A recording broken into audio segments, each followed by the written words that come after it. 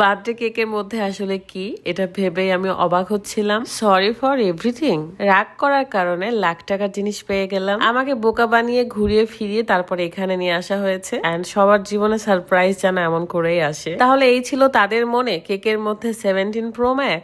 যে আমাকে এত কিছু গিফট করলো সেই আমার সাথে ছিল না, সবকিছু করলো কিন্তু দূরে থাকলো। রাত 12টা বাজার আগে আগে সবাই মিলে আমার সাথে নাটক শুরু করছিল, মানে আমাকে বোকা বানাচ্ছিল আর আমিও বোকা সেজে গিয়েছি। এত বড় সারপ্রাইজ পাবো ভাবিনি।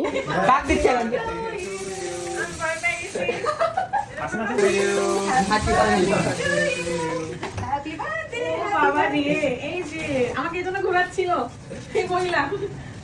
বাবা থ্যাংক ইউ।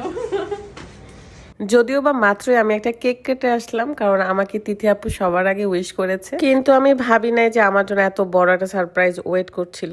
ফার্স্টে স্মৃতি আমার জন্য একটা সুন্দর কেক নিয়ে আসছে, সেটা কেটে নিলাম। এত সবকিছুর আয়োজন যে করেছে তাকে খুঁজছিলাম, মানে আমার জামাইকে খুঁজছিলাম, কিন্তু সে কোথাও ছিল না।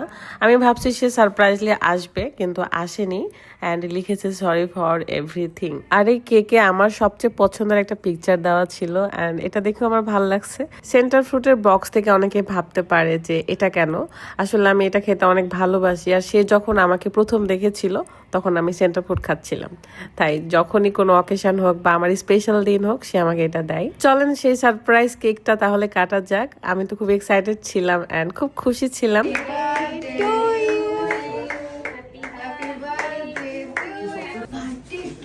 ভেতরে এটা কি রহস্য, রহস্য রহস্য।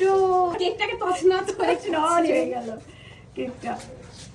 এইটা একদমই আনএক্সপেক্টেড ছিল, মানে আমি কেক কাটার সময় দেখি এত শক্ত কেন। তারপরে আমি ভাবলাম যে কোনো কিছু গহনার বক্স হতে পারে।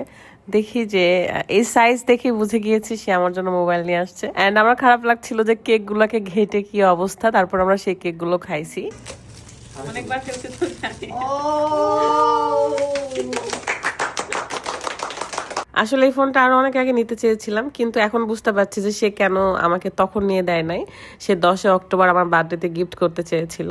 অ্যান্ড আরো 2টা কালারের ফোনও নিব ইনশাল্লাহ। এই 17 হোয়াইট অ্যান্ড ব্লু কালারও আমার চাই। ব্লু কালারটা রাত ইউজ করবে অ্যান্ড হোয়াইট কালার আর অরেঞ্জ কালার আমি ইউজ করব। আপনারা দোয়া করবেন সবাই। আসলে এগুলো প্রত্যেকটা মানুষেরই ড্রিম, মানে প্রত্যেকটা ছেলে মেয়ের ড্রিম আর কি।